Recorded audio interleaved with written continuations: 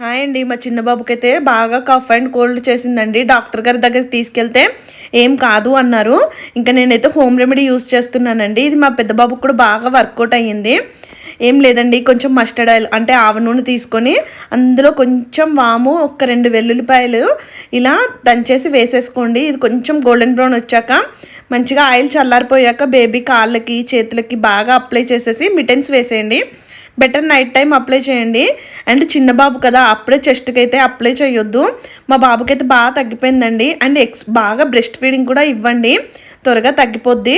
మీకు ఇలాంటి home remedies ఏదైనా తెలిస్తే కామెంట్ చేయండి. నా వీడియో నచ్చితే లైక్ చేయండి. Thank you.